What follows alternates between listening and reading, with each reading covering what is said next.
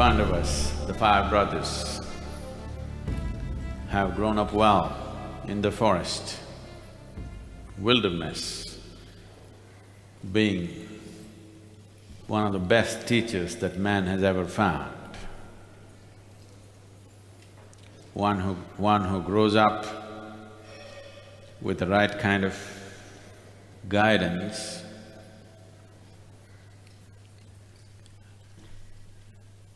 exposed to wilderness, gets the best education that a man can ever get. You know why we placed the ashram next to the forest? Just in case you're missing the point. So Pandavas grew up with sages and seers taking care of their education, but above all, Mother Nature taking care of their wisdom and strength. Grown up very strong, patient, wise, well-versed in the art of weaponry. Pandu, who was cursed, never to approach his wives, who arranged for his wives to bear children through other means. He involved himself with the sages and saints, pursued knowledge, practiced the sadhana of brahmacharya, became a powerful being. One day, when he came out of the forest and approached the river,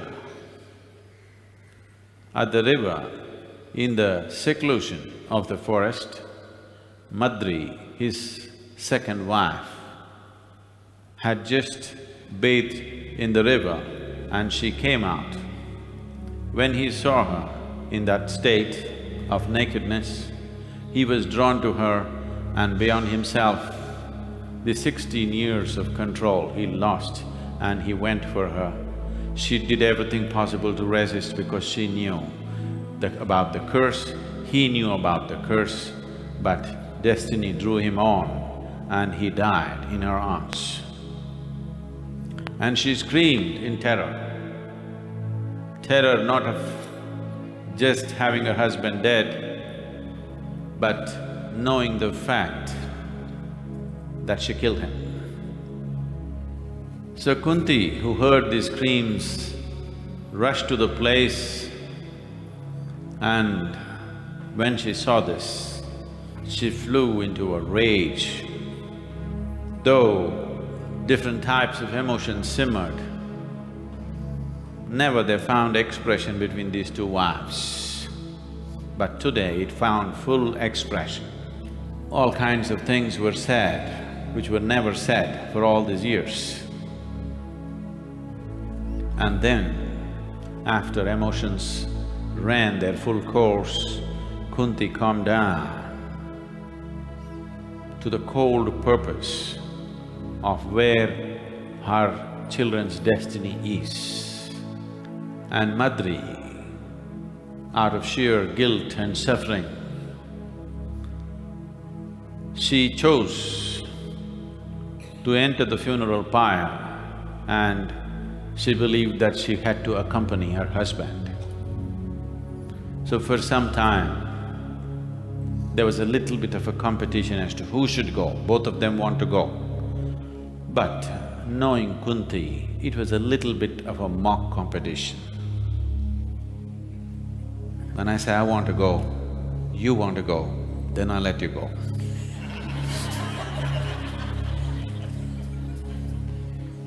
She became perfectly ruthless from that moment onwards, doing everything that is needed. As a queen would do, not as a woman would do. Just as a queen would do, became 100% cold to the destiny of where her children should go.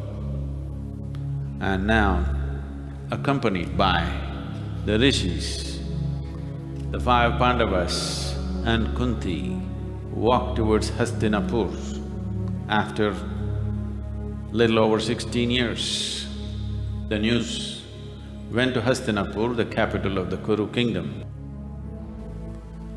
and a wave of jealousy and hatred spread over Duryodhana because these long-lost cousins are coming back. And a young man who has grown up believing that he will be the king, suddenly has competition which he does not appreciate at all. Suddenly there is somebody else who seems to be legally the correct heir for the kingdom. Though right from his childhood he has grown up as the king's firstborn and he has believed that he is the king. He is the future king. He is already the king in many ways because his father is blind of vision and blind of emotion towards his son. So he's been used to having his way with everything. But now this new competition that's coming is something that he cannot tolerate. Even before he sees the Pandavas, his emotions are fully up. He's already started working. Working up his more insipid brothers who are innocent of such jealousy and hatred and also incompetent of the necessary fire to rule a nation. So he's firing them up. One whom he finds most suitable is Dushyasana. He's the number 2 among the 100 brothers. So both of them are fully charged even before they arrive. The news of their arrival reached the city and people out of curiosity and love, because in their minds, they had loved Pandu as their king. Though he was not officially coronated as king, he was the king for all practical purposes. He was the one who brought wealth to the nation, he was the one who conquered lands for them, he was the one who administered them. For 16 years, he was on a self-imposed exile, and now he is dead, and his children that they had never seen are coming back is one big excitement, the whole citizenry gathered. The Pandavas, along with their mother Kunti, approached the city and a cry rose from the crowd. When they saw these young boys coming, sons of their dead king, whom they had never set their eyes upon, who grew up in the jungle, strong and larger than men would be if they grew up in a palace. The 100 brothers, Dhritarashtra, Gandhari, his wife, Bhishma, Vidura and all the elders gathered at the gates of the city to welcome them. Dhritarashtra, who right from his childhood had heavily depended upon Pandu to see the world and to be helped, never to compete with him, always to be treated with compassion by his younger brother, was in a confused state of emotion. He believed that he loved his brother, but suddenly he could not understand the emotions that he was going through, because now he also knew that his children will not be kings. So he was confused. I thought I loved my brother, but what is this happening within me? And they were welcomed. The necessary ritual that was needed for Pandu post his passing were done, and the moment these boys entered the palace, an untold destiny started unfolding itself, particularly between Bhima and Duryodhana, because these two boys were the strongest of the lot. Bhima was built like a giant. Duryodhana pretty well matched him in physical strength. And Bhima was so excited being in a palace for the first time in his life. The bubbling, blundering simpleton that he was all over the place, poking fun at everybody, making practical jokes of people, and at every opportunity trouncing and thrashing every one of the Kaurava brothers, including Duryodhana. The first official beginning of their hatred happened when both of them got into the wrestling ring. Duryodhana was absolute belief that nobody can ever down him in a wrestling ring. He was the strongest among the 100 brothers, and nobody else of his age could take him in the wrestling ring. So, when he saw Bhima is having victory after victory and he's endearing himself to everybody, everybody seems to love him except himself, he thought the best thing to put him in place was to invite him into a wrestling match where everybody of the family, it's a large family, mind you, the whole family and the palace gathered, just a friendly match. It was a friendly match for others, but it was a fight to death for these two. Without even a mock of a fight, Bhima put him down in moments. And Duryodhana was shattered by this. He could not believe that somebody could actually take him down in the wrestling ring. The shame of it inflamed his anger and hatred to such a point that it was no more concealable. It was wide open, officially on hatred. It could not be contained or concealed anymore.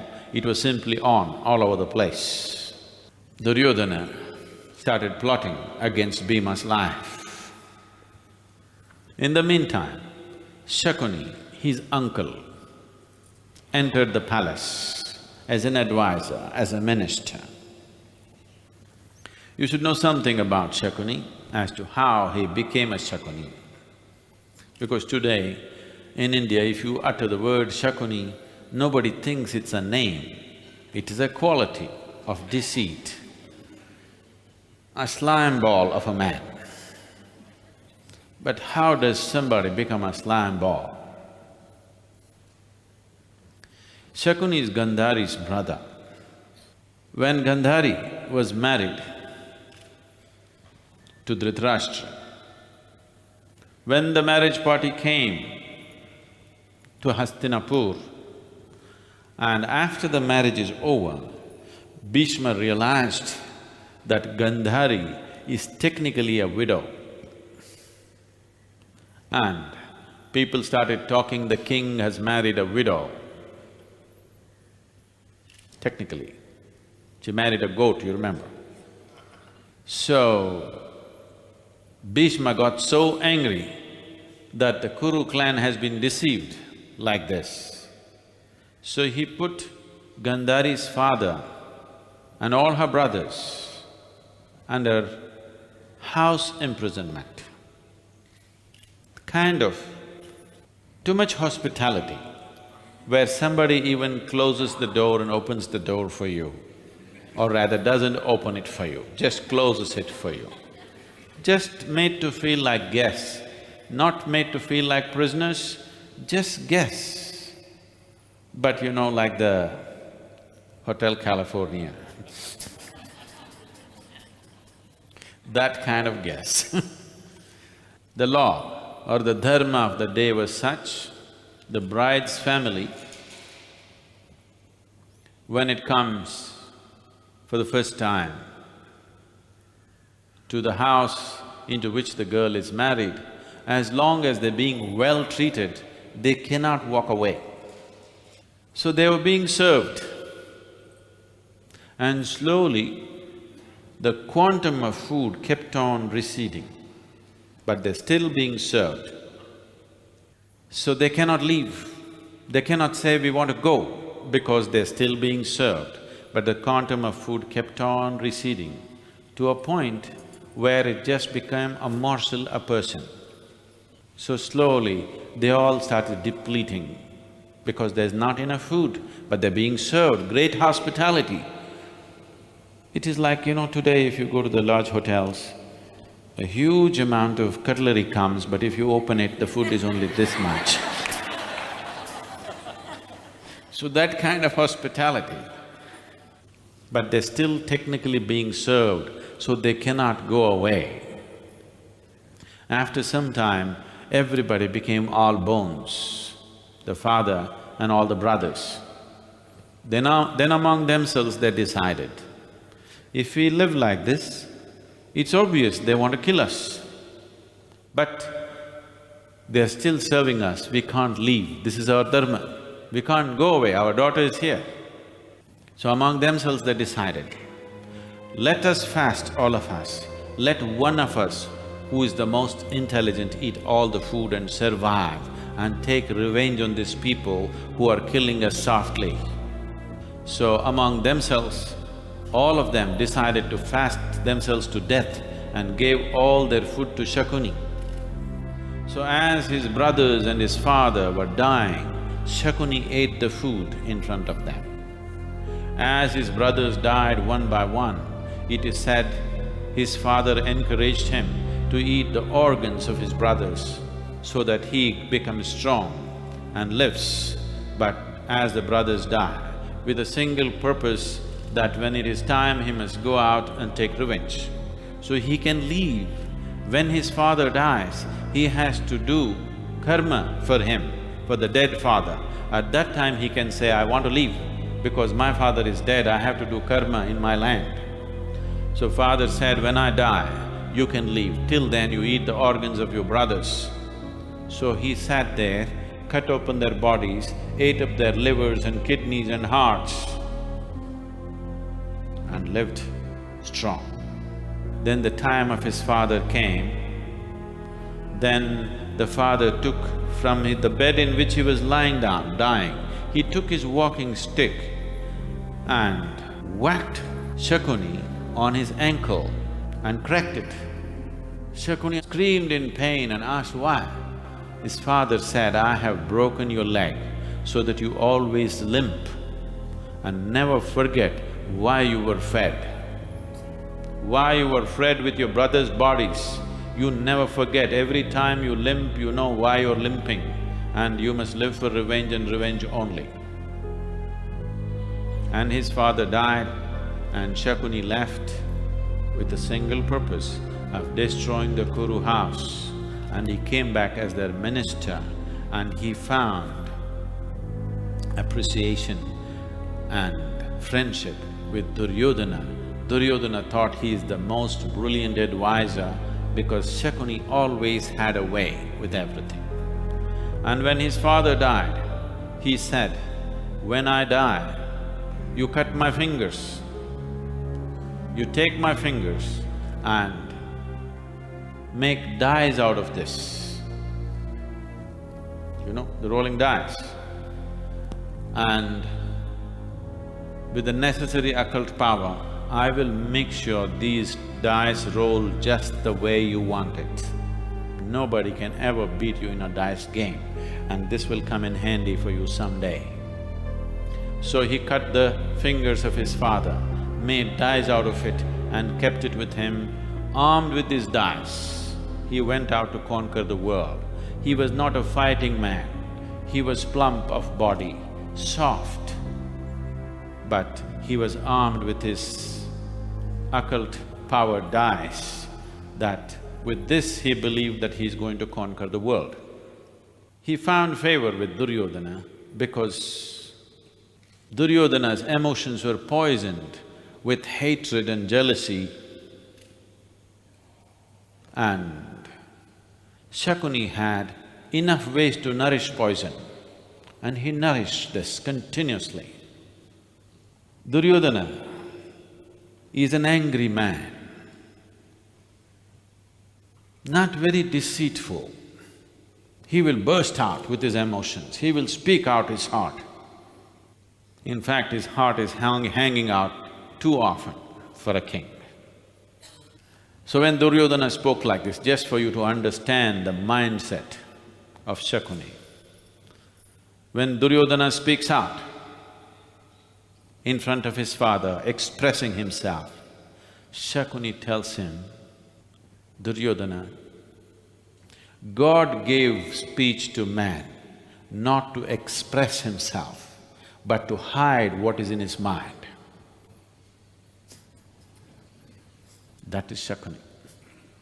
So with this kind, he nurtured the poison in Duryodhana's heart and made sure every cell in Duryodhana's heart, in his body became venomous. What was in one place, he made sure every cell in his body became venomous. He continuously nurtured this. Now, Shakuni told Duryodhana, there is no point. If you have an enemy, pinching him, biting him, spitting on him, this is all ways of the fools. The moment you recognize somebody as your enemy, you just kill him. Anything short of that is the way of the stupid. Because if you pinch your enemy, if you abuse your enemy, if you do this and that with your enemy will grow stronger. Your enemy's heart will become stronger and probably you will be the one who will die, not him. The moment you recognize somebody as your enemy, you must end him. So Duryodhana asked, how? How do I kill my cousin brother? In the palace, Shakuni gave him various plans. Duryodhana comes in front of Dhritarashtra and says openly in front of his father, any number of times I tried to murder Bhima, but somehow he's getting away. Dhritarashtra gasped. Within the palace, two brothers are trying to kill each other, they're just 16 years of age. He knew what is coming and he knew who should die. So one day, Shakuni advised him, this is not working. It's best we shift the scene of assassination outside the palace where there is more freedom to do what we want to do. Inside the palace, you're trying to get him in subtle ways, but your cousin is too much of a bull. You can't kill him in subtle ways. Shakuni told him, your speech is not to express your heart, your speech is to hide what is in your mind. Befriend Bhima, love him, don't wrestle with him, hug him, smile at him, don't scowl at him, befriend him. He is a fool, can't you see? You smile at him, he'll fall for it. So Duryodhana learned the art of slime. Duryodhana, a brave, fearless, no two ways kind of man, learned the art of slime from Shakuni. So now his hatred and jealousy started finding deceit. Deceit was absent in him, he was just a rage. But now he became deceitful. Step by step, Shakuni will guide him into the world of deceit. So he befriended all the five brothers, particularly Bhima, and everybody except Sahadeva fell for this. They all thought their cousin brother has really had a change of heart and he is in love with them, and they started falling all over him. Only Sahadeva kept his distance, the wisest of the lot. How he got this wisdom is Pandu, on a particular day when he was instructing his boys across a campfire in the forest, had told them, See, these 16 years, I have done sadhana. I have not just stayed away from your mothers. I have done sadhana of brahmacharya, which has given me enormous power within myself and a tremendous amount of insight and vision and wisdom. But I am not a teacher. I do not know how to transmit this to you. But the day I die, all you have to do is, you must take a piece of my flesh and eat it. If you make my flesh part of your flesh, you will have the wisdom that I have gathered, you will not have to work for it. So when Pandu suddenly died and he was cremated, everybody else in their emotions completely forgot about this. Sahadeva, the brooding youngest of the lot, was sitting there and he saw an ant carrying a small piece of Pandu's flesh. And he looked at this and he remembered what his father had said. He grabbed this little piece of flesh from the ant and ate it, and wisdom and strength grew in him. He would have become a sage among kings. But Krishna saw this wisdom would stop the flow of destiny. So Krishna intervened at some point later. I'm coming at this so that this aspect is over for you. Krishna intervened and told Sahadeva, "This is my dictate to you. You never express your wisdom. If somebody asks you a question, you always answer them with another question. You never express your wisdom in your life. This is my dictate for you." So Sahadeva always answered in questions that very few had the wisdom to understand. Those who understood saw how wise he was. Those who did not understand, they thought he's just trying to create ambiguity about everything. Because people thought he's acting wise by answering in questions, but he was following a dictate that was laid down by Krishna. Krishna said you should never answer a question, you should never reveal your wisdom to anybody. If somebody asks you something, you answer them in a question, so they don't understand that you're answering them unless they have the wisdom to grasp it. So only Sahadeva looked into Duryodhana's heart and saw pure poison. All the other four brothers were too enamored. Duryodhana showered gifts on them. The only gift that Bhima liked was food. So Duryodhana fed him as much as he wanted. Bhima, the moment food came in front of him, his gluttony was such, he forgot everything. Whoever gave him the food was his friend. He was eternally hungry. So he ate and became bigger and bigger. And one day, Duryodhana planned a picnic. Shakuni carefully laid out the plan of the picnic. So they arranged a pavilion on the riverbank in a place called Pramanakoti. So all of them went there and food was served and served in excess. Duryodhana particularly played the host to the hilt, came to every Pandava and fed them by hand, and they were overwhelmed with love, the fools.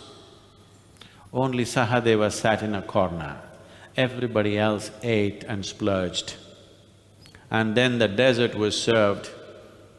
If a plateful of something was served for everyone, a similar quantum of food was served for Bhima separately.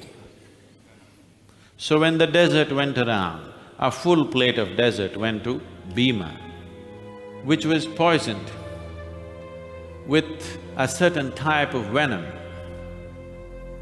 which would slowly take effect. And Bhima ate a whole plateful of this sweet. And they all went out to swim in the river. They all swam, boys playing around, everything.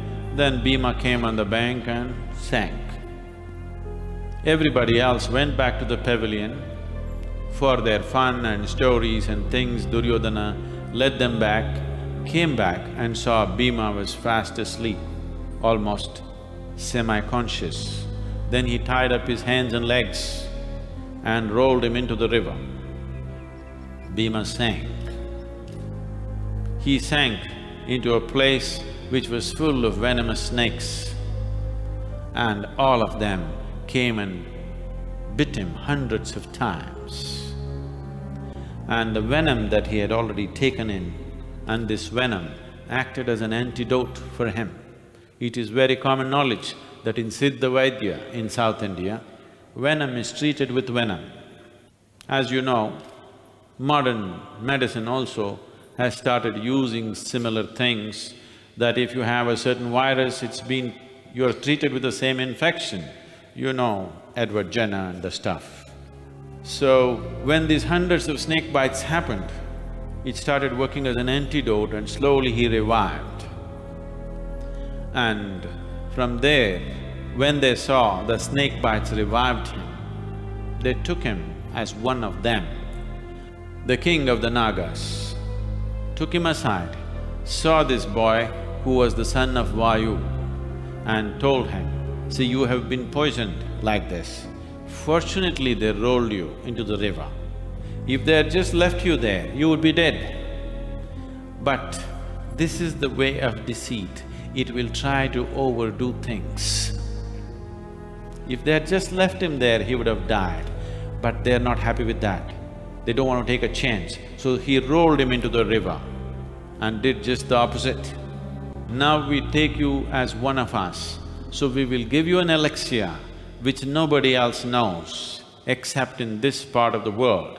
And they prepared an elixir which is a combination of various types of venoms and mercury and certain types of herbs, which is in South India today known as Navapashana, or the 9 forms of deadly poisons which is used as medicine. Preparing Navapashana or preparing this kind of elixir needs extraordinary care, that 1 drop of something more or 1 drop less of something could kill the man. So they carefully prepared this and they gave it to him so that he became an indomitable human being, that his strength rose to almost superhuman levels because of consumption of this elixir. By then, when they saw Bhima is missing, the other 4 brothers got distraught, and now they realize they've been conned, but they cannot openly express because Duryodhana is heartbroken. He's learned the art from Shakuni. He's heartbroken, he is running all over the place looking for Bhima. Where is he, my brother, my love, my beloved brother, my only companion, crying all over the place. But Sahadeva said, they have done him in. So the 4 brothers went back home in utter shame, being taken in by gifts and food and nonsense, and now they've lost their brother. They went back to the mother and they told Kunti what happened. Kunti sat down in meditation and sank into it for about 3 days. Then she said, "My son is not dead. Look for him." These 4 brothers and their friends searched the forest, dived into the river, looked here, looked there. They found him nowhere. Then they gave up. Then Kunti thought maybe her vision is wrong, and then they prepared for the 14th day ceremony for Bhima. They are doing the ritual for his post-death. And Duryodhana is all tears and arranging for a big ceremony. For such a big man who died, he needs a big ceremony. Hired cooks and preparing a huge meal. In his heart it's a celebration, but on the outside it is mourning. He is completely learning. He is doing well with Shakuni's tutelage. A man who was pure rage has become rage and enormous deceit. The vegetables were being cut, all kinds of vegetables, to prepare a big feast on the 14th day, which is the normal thing in this country. To break the mourning, people feast and come out of it on the 14th day. And Bhima walked back to the palace. To the joy of his brothers and mother, and Duryodhana and his brothers could not believe, and above all, Shakuni was in terror. He did not know whether this is real or he is a ghost. Bhima is just about ready to go on a rampage. Then Vidura comes in and advises them, this is not the time to bring out your enmity into the open. If it comes into the open, they are still trying to kill you by deceit. That means they're still trying to do this undercover, which means you still have some safe room. If you blow this cover, then they'll outright go and kill you in the palace. They will bring their soldiers and kill you. Right now they're trying to poison you, they're trying to assassinate you, but if you bring it out into the open, they will just kill you openly. So don't bring it into the open now. You are just 5, they are 100 plus a whole army of soldiers. So they contain their rage. But Bhima, after these 14 days of being in the Nagaloka, elixir had made him strong, but it had also made him enormously hungry. When he saw a big meal was about to get ready and everybody abandoned cooking because the man came back, there is no more feast. He said, this is not it. And he went there and because he did not know much cooking at that time, he put all the vegetables together and cooked the dish. In the Aryan culture, it is a norm that certain vegetables are not mixed, but he put all the vegetables together and made a dish, which even today is one of the favorites in one part of South India called avial. Avial means mixture. He put every kind of vegetable and prepared avial. People are still eating avial. Everything that was there in the kitchen, he put it all in one cauldron and cooked it, and today you think it's a great dish. So this continued, their enmity grew. Now the 5 brothers were on total guard and they start building their own defenses, their own people inside the palace. Till now, they did not understand the intrigue of living in the palace. They thought they were just boys. But now, they were fighting for a kingdom. It is no more boyish fight. In the meantime, Drona, the son of Bharatavaja, who was also the disciple of his father Bharatavaja, born in a conch shell, not born to a woman. He was conceived in a conch shell. Because of this, he was called Drona, and because of this, it was said, no man can kill him unless he is sitting or lying down, eyes closed. If his eyes are open, nobody can kill him. He learned the art of archery and other martial arts from his father Bharatavaja, and then went to Parashurama, the great sage, the angry sage, if you still remember, who took a vow against all Kshatriyas to end their clans and who killed hundreds and hundreds of Kshatriya kings to revenge for what had happened to him and his family in the past. So he went to Parashurama when Parashurama had turned old and he wanted to give away all his arms. When I say arms, these are astras. This is a kind of weaponry which is charged with occult powers. Every astra has a mantra attached to it. So because he had kind of become old and given up his fighting times, so he wanted to give away his astras to suitable people. So Drona heard about this and went there and grabbed all the astras that he could get. Parashurama puts a condition, I am giving away all the most sacred weapons to you.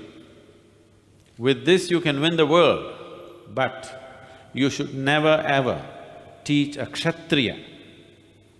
It's just the reverse of the normal law. You should never teach a Kshatriya anything about these things. Drona promised, but walked straight to Hastinapur and sought employment with the king to teach it to the Kshatriyas. That's the man. He's an ambitious man, full of principles but no scruples. He knows all the dharma, all the shastras, all the rules, all the scriptures, but absolutely no scruples within himself. A great teacher, but a crooked human being, given to greed. So, he came straight to Hastinapur. The brothers, the 5 and the 100, all of them were training with Kripacharya, who is another teacher, who was teaching them the martial arts. One day, the boys were playing ball. The ball those days was not made of rubber or plastic or this kind, they were usually made of weeds rolled up tightly to play. Even today you will see in Danikandi, our tribal children still play with those kind of balls. They take forest weed and tightly wrapped, makes a ball and it does quite good. So they were playing with this ball and the ball accidentally fell into a well. And all of them were looking at it, but nobody had a clue how to get it out because the well was deep and there were no steps. So Drona walked in the direction, he was observing the children. Then he came and he said, "Are you not Kshatriyas?" They said, "Yes." "Then don't any of you know archery?"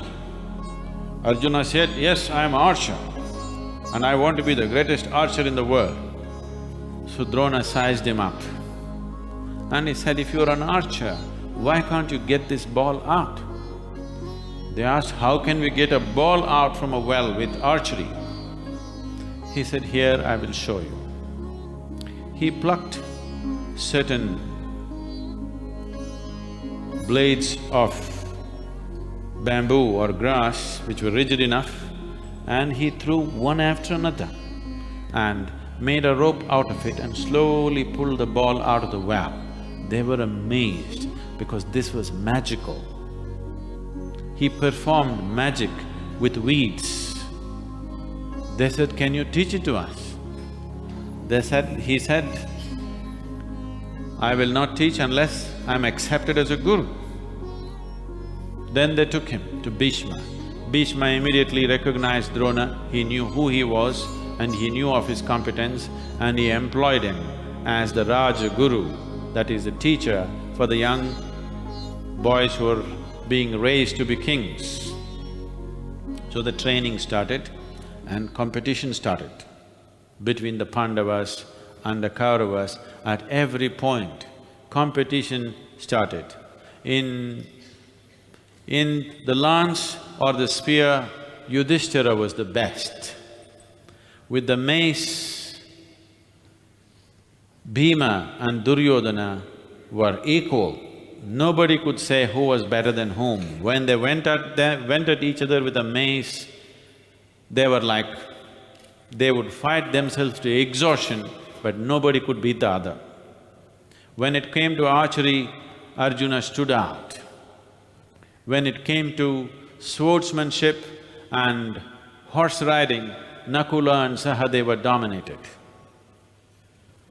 So they grew to become great warriors after a few years of training, which saw a series of competitions between them.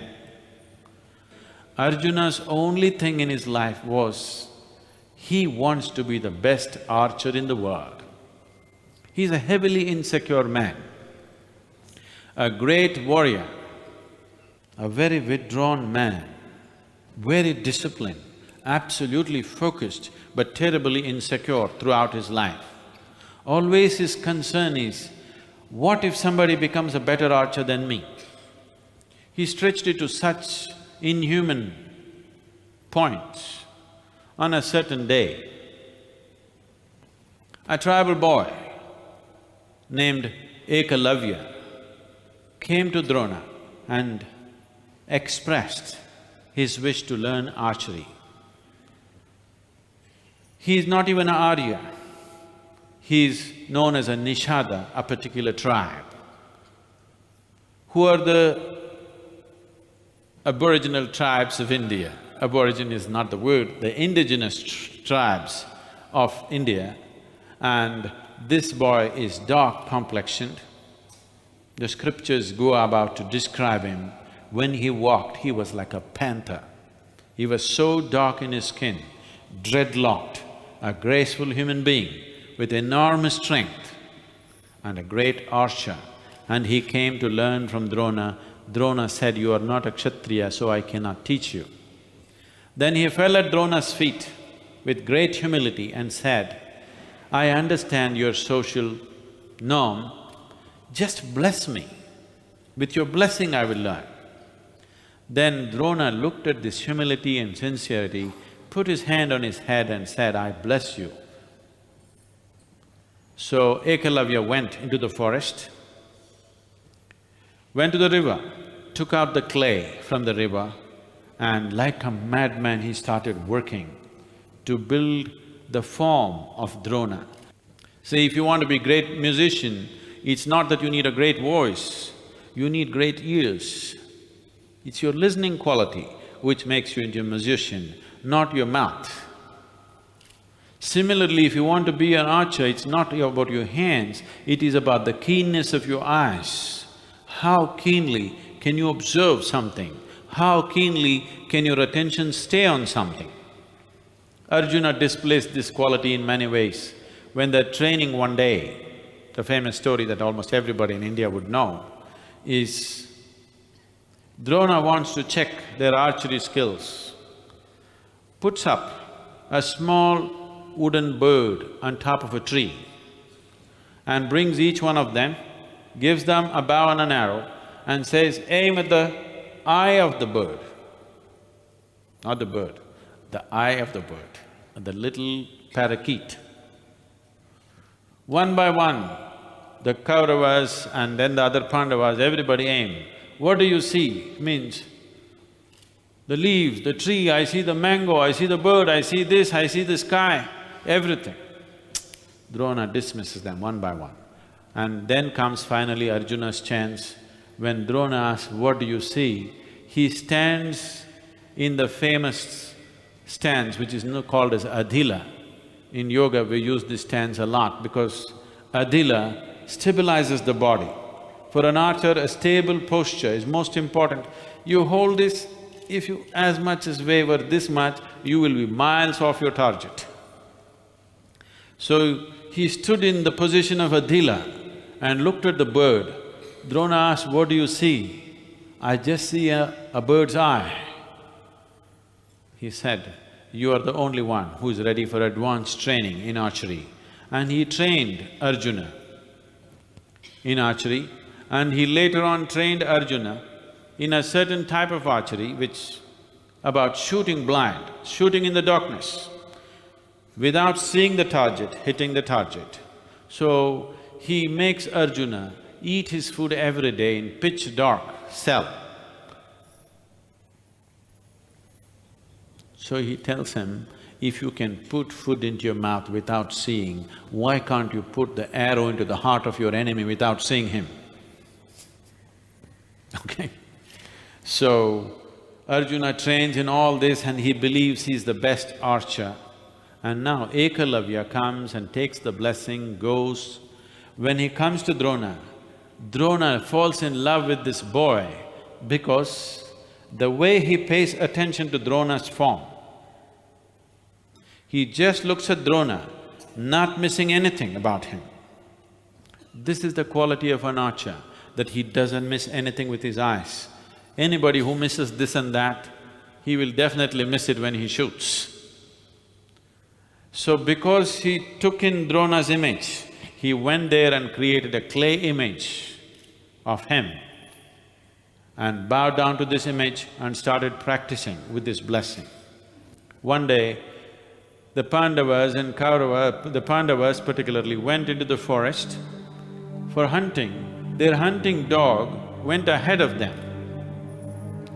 The dog started barking. They thought it has found a prey for them and they started pursuing it. Then the dog just became silent. They thought a tiger or a bear must have killed the dog and they went in search of the dog, but then the dog came back to them with 6 arrows around its mouth, clamping its mouth like this, so that it cannot bark. When they saw this, the first question that Bhima asked was, is Drona somewhere in the forest? Because nobody else can do this. Even Arjuna cannot do this, because in a split second, somebody has to fire 6 arrows for it to become a clamp around the dog's mouth. Only Dronacharya can do this. Is Drona in the forest? They go looking, and then they see this young boy, a strapling youth who is like a living panther, dark of skin, dreadlocked, with his arrow pointed straight at Arjuna's temple. Arjuna gasps because he knows these eyes. An eye which is focused like this will not miss, he knows that.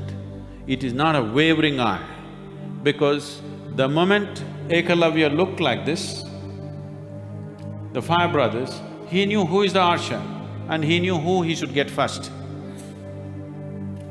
So he knew when Arjuna saw this, he recognized these eyes. These eyes are not going to miss, and he gasped. And he asked, who are you? He said, I'm Ekalavya.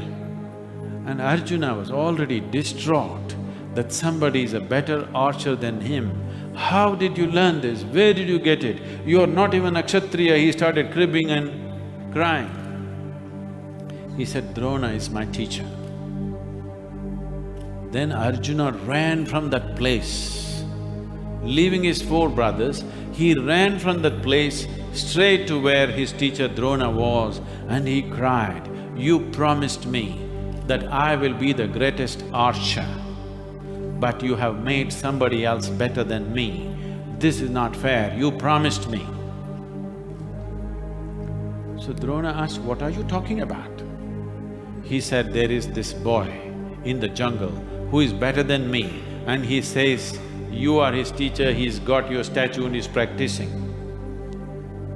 Drona being who he is, he said, okay, I have promised you, and you are important for this kingdom, and I won't get my fee if you are not the best, so let me fix it. So he came into the forest, met Ekalavya. Ekalavya saw his guru, a presumed guru, he's just taken him as his guru. He thought him nothing, fell at his feet. In great ecstasy, he welcomed him and brought him flowers and fruit. But Drona had something else in his heart. He said, it's very wonderful you become a great archer, but where is my Guru Dakshina? That means, where is my fee? Unless the Guru gets his fee, he will not release him in those days to go and use what he has learnt. So where is my fees? Where is my Guru Dakshina? So Ekalavya said, whatever you ask is yours. Is that so? Drona asked. Ekalavya said, yes, master, whatever you ask is yours. Then Drona said, I want the thumb of your right hand. He's an archer. Without this, there is no archery. And he said, I want the thumb. When he was just about to take it away, when Ekalavya pulled out the sword to take off his own right thumb, for one moment, Drona held that act. Wait, he said, and looked at Arjuna whether he will relent. Arjuna looked at it just coldly, as if it's a ritual that has to be gone about with. Because though there are many wonderful qualities about Arjuna, his insecurity is the biggest thing, that he want to be the best archer on the planet. So with this thumb cut, now he was once again the best archer on the planet. So if somebody runs faster than you, you break their legs and you are the fastest runner. So when Karna came, Drona could not ask for his thumb because Karna is not Drona's disciple. So when Duryodhana saw there is an archer for taking, because Duryodhana's biggest concern is, among his brothers, there is no archer. He is confident one day he will beat Bhima. He is confident many of his brothers will kill Nakula and Sahadeva. He is confident they can knock down Yudhishthira one day by just giving a sermon on dharma. But he is only worried about Arjuna because there is no archer to match him. When he saw Karna and his competence, he immediately grabbed him.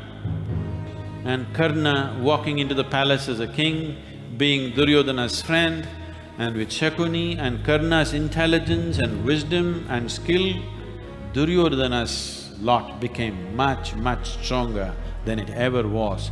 Suddenly they are more competent, more focused, because Karna's intelligence and skills came into the whole array of things that they had.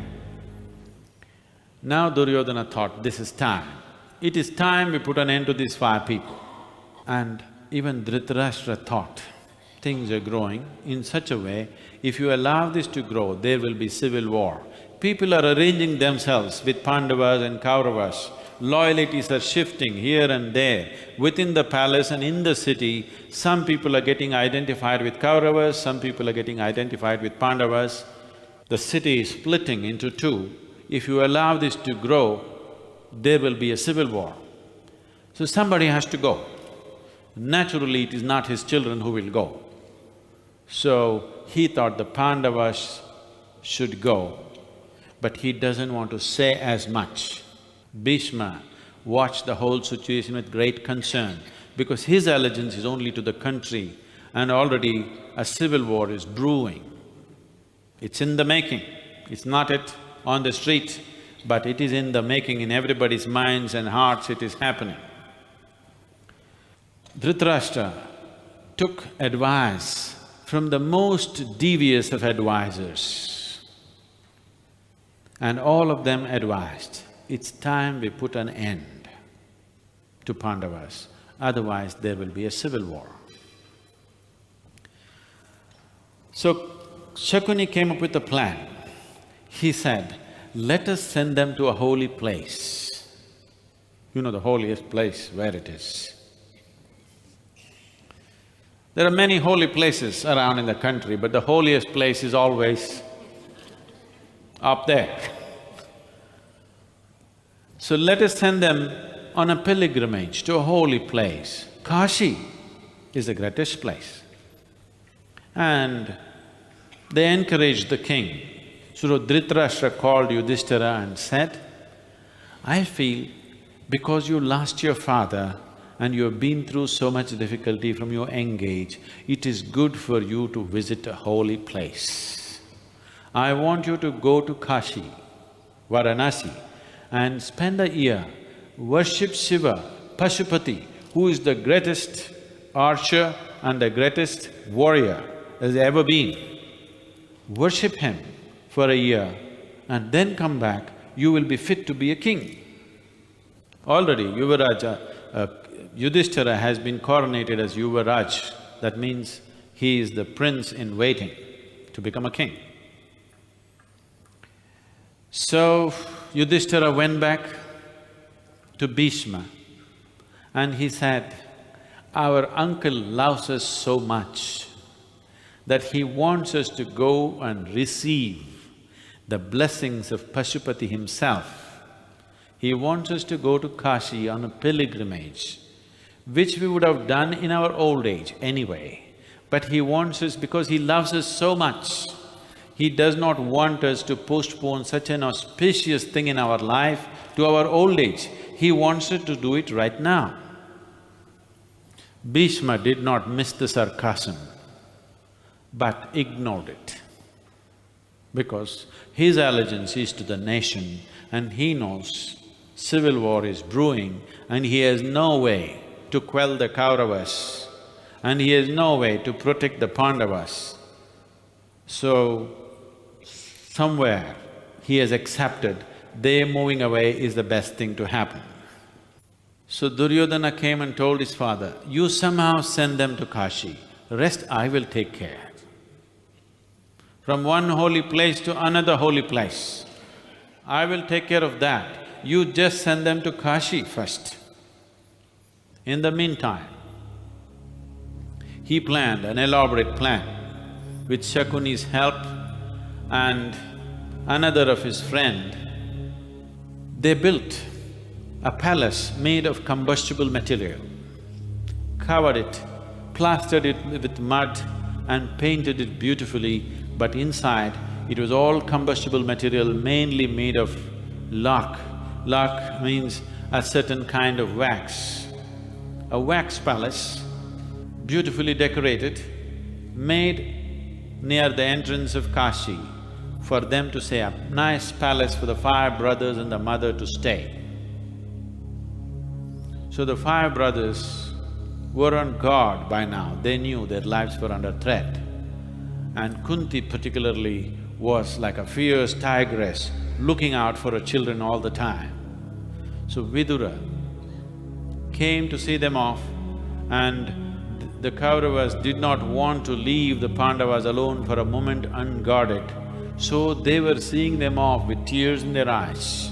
By now, Duryodhana has learned the art from Shakuni. He can cry when he wants. Shakuni could cry any time he wanted, but without an iota of emotion about anything, because he saw human speech and human expression as a way of hiding what is there in a human being, not to find expression for what a human being is. So when they were leaving, there was no room, they were walking into a trap. Vidura's spies had found out about something like this, not clear, so he told them in another language which is called as the Melita language, which is the language of the tribals, which the Aryans normally did not know, to Yudhishthira. Only Yudhishthira and Vidura knew the language, and he said, you must understand, fire is a worse weapon than a sword, more dangerous weapon than a sword. And even as a rat protects itself from winter by burrowing, so you should. And here I am sending you this Kanakan, a Tamil man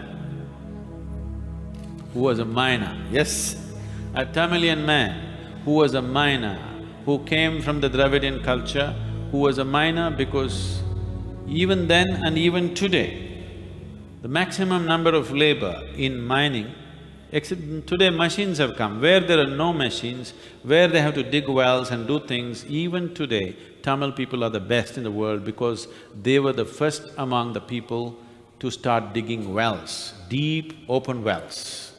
At least in this country, they are the best because they dug such deep wells. Even today you will see anywhere well digging means Tamil men will be working. So Kanakan was sent with them. So they went into this palace. The palace was heavily perfumed because they didn't want the smell of inflammable material to be revealed. This heavily perfumed palace they went into, there's a whole lot of drama there, we will skip the drama. They knew something was coming, so they got Kanakan inside, and whenever they put up a guard, when Yudhishthira was walking into the palace, he noticed the moat that was dug around the palace to protect them. Not only had stakes on the outside, also had stakes inside. He thought, why stakes inside the moat, the inside lining of the moat? It looks like they don't want people who are in the palace to come out, rather than people outside the palace to get into the palace.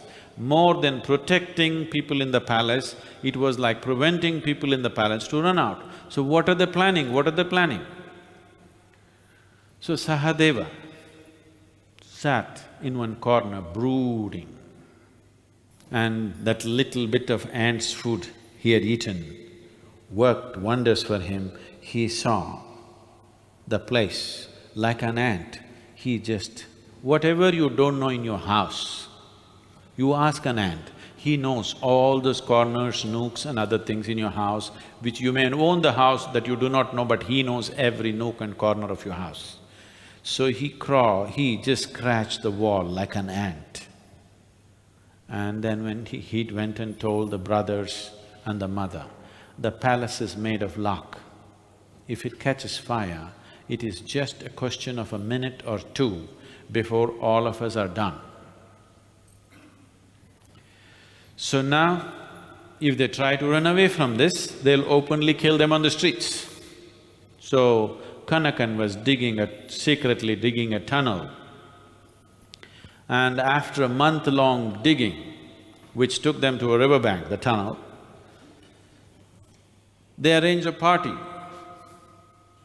By now, the spy, Duryodhana's spy who was acting as a guard, kind of relaxed because these people are eating well, laughing with him, chatting with him, they also learned the act and doing everything normally and seemed to be enjoying the palace so much.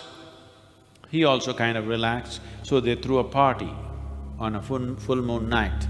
By this time, Kunti had taken time off to make friendship with a Nishada woman who had 5 sons, invited them often to the palace, fed them well, took care of them, and they helped them around in the palace.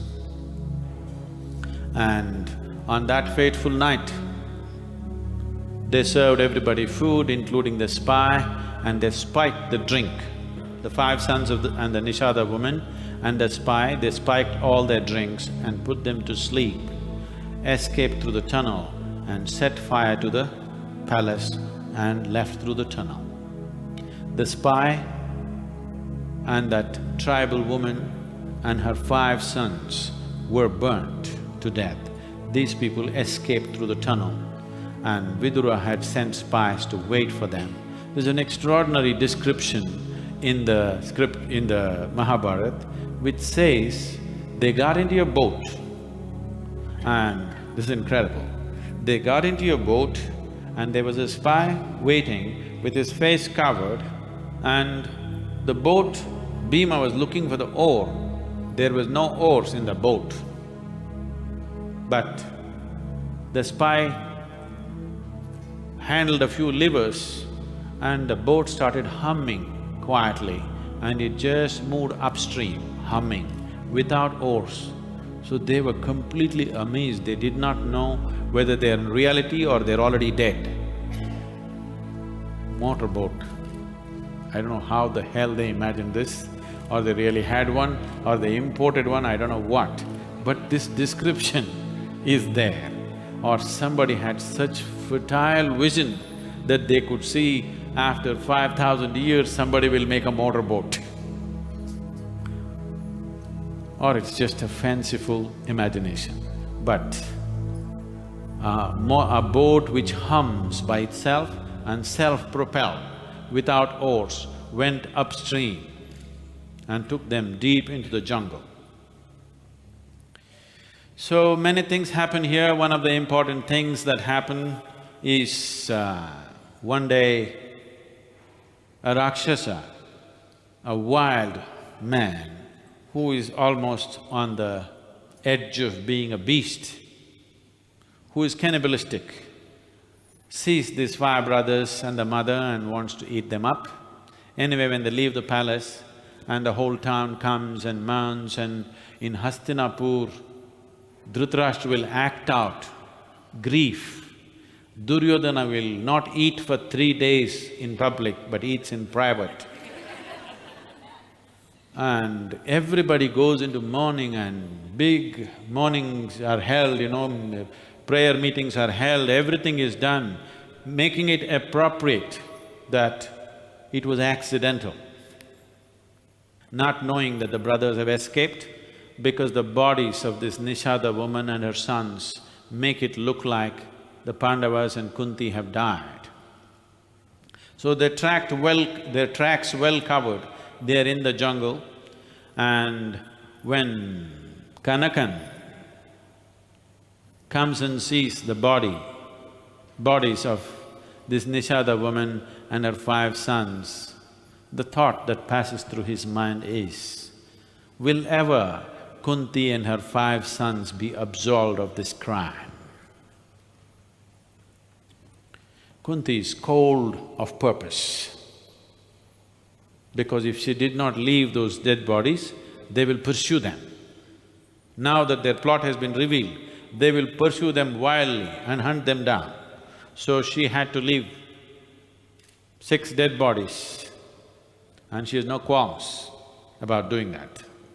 So in the forest, this beast of a man who is cannibalistic attacks and wants to eat them, but instead of that, Bhima kills him in one big fight, and his sister, his name is Hidamba, and his sister Hidambi falls in love with Bhima.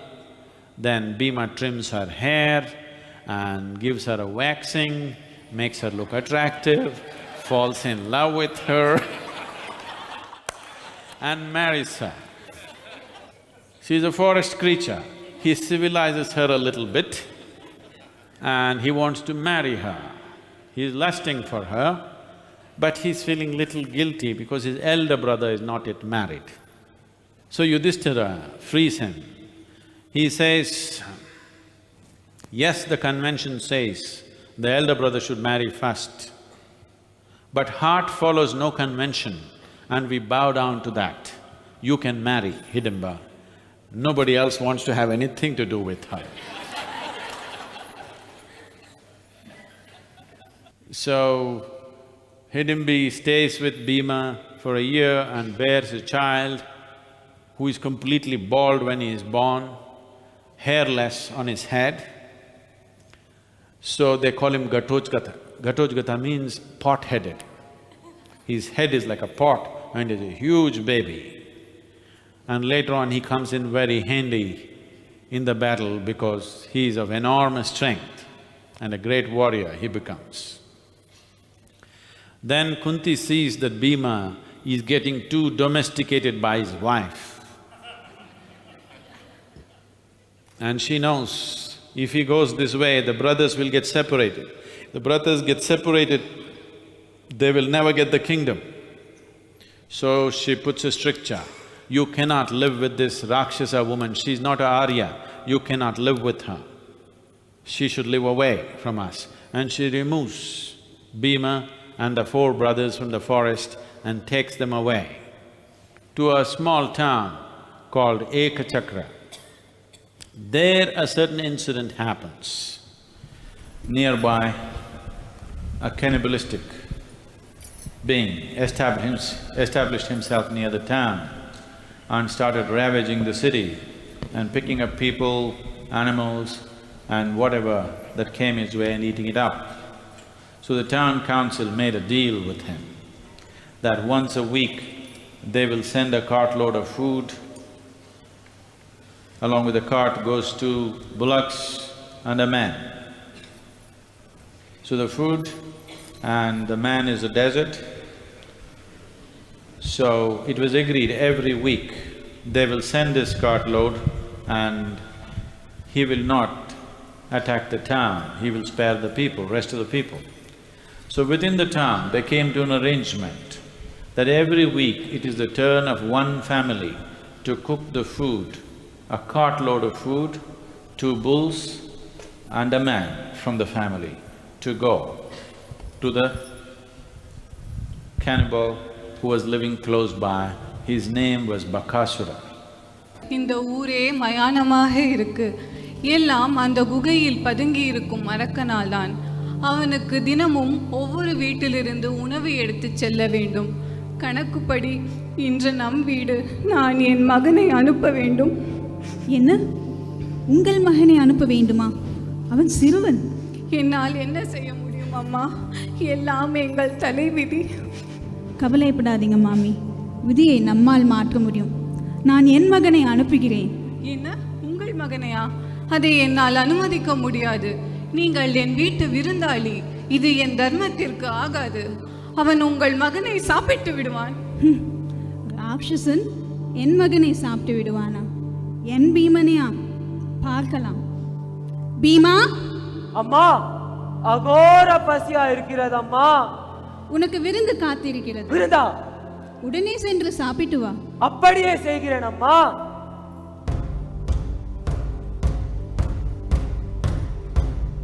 Bima,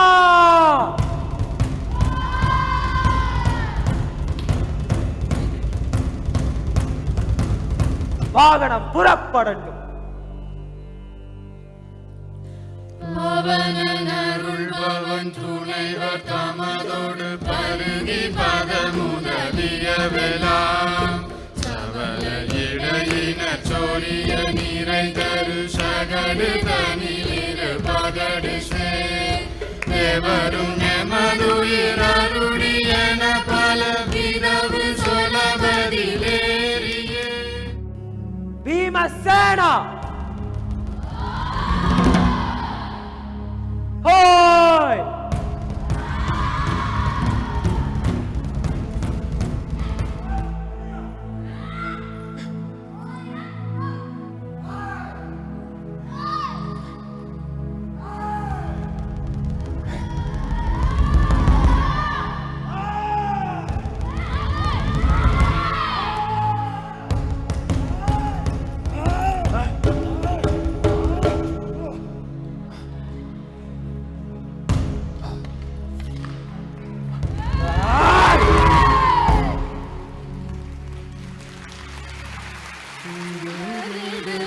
மனை துண்ணி